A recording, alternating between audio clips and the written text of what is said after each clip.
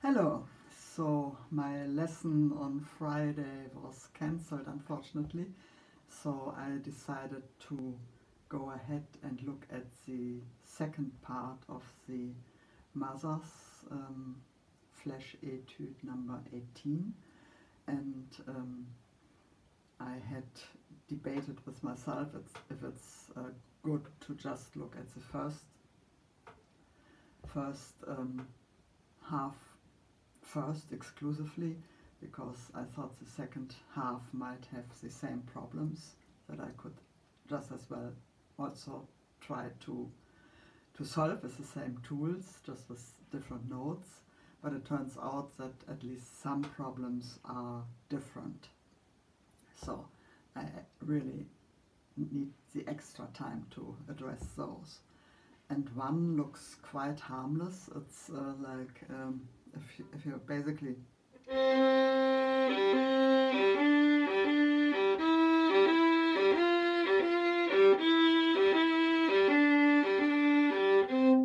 if you have something on the G string and you have to play the open G string just in this flow of 16th notes, and all other notes are on the G string but in a higher position, in third position. So how can I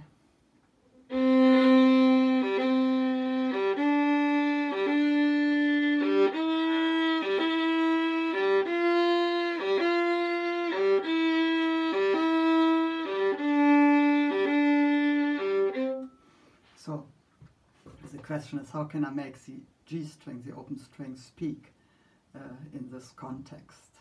And also, I mean, even third position is not that high, but anything on the G string is challenging me anyway with clarity of sound. So I did some left hand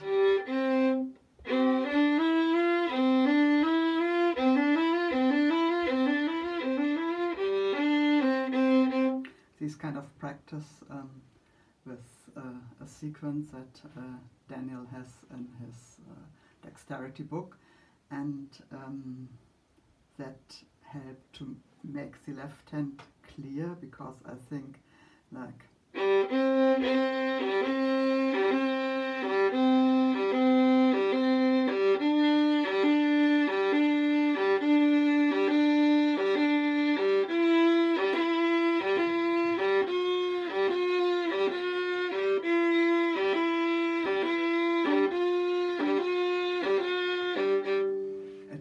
like a very active lifting of the fingers, so that the G string is like free from left hand interference immediately.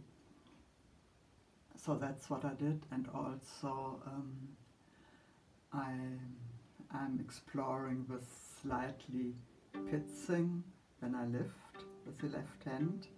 Of course, I think it's very, I just did it, so you might have noticed. It has to be quite subtle, because you don't really want like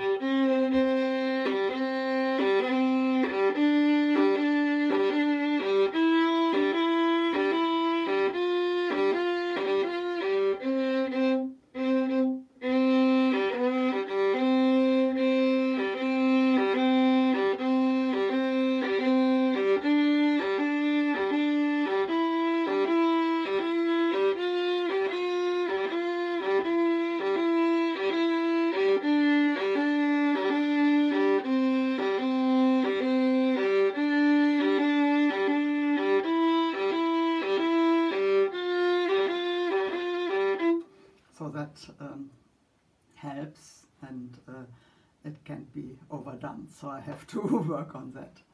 And then what else? I think to have that kind of bow where the higher notes have a little bit like a heavier bow, and then the weight is released for the open string.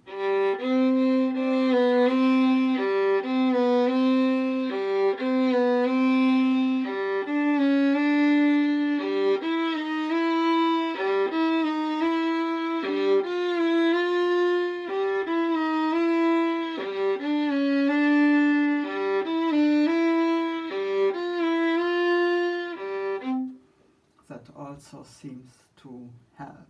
So it's always a question like which notes need a little bit more speed or weight, and I think in that case the higher notes need a little bit more intensity, and the open string, if left to its own, will always ring. Okay, so that's just 2 measures and then the thing repeats.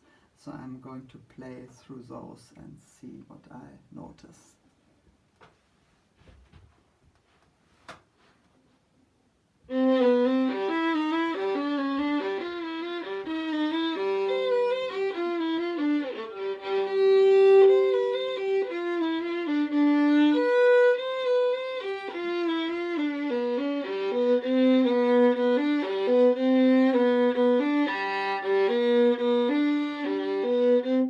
So it's basically just the first 5 figures, and then it changes, and I have not really like drilled what I need to do there.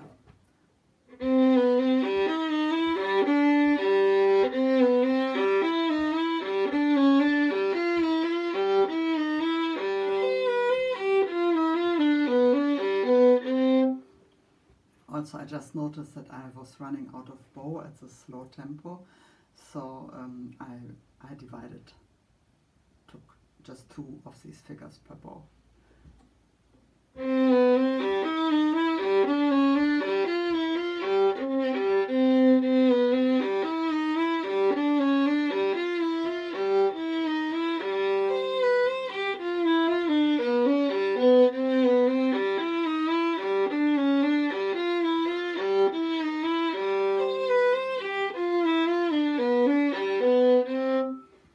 Then it goes on with a section that has even 2 measures under 1 bow, so even more than in the beginning. So I kind of need to approach this differently. The first few measures slowly, and then the next ones really more quickly. But anyway, so that's for another day. I practice this, but I won't demonstrate on the video. And then actually it's more or less the same repeats of this part, and there's also a little repeat from the first part, and it's not that much different, just with different notes. So I feel like if I can address these 2 challenges and just put a little bit of work into learning the notes of the remainder of the thing, then I actually have a good chance of like playing through the whole etude whenever the next lesson is scheduled. At least I'll be not completely blank. Okay, thank you for watching. Talk to you soon.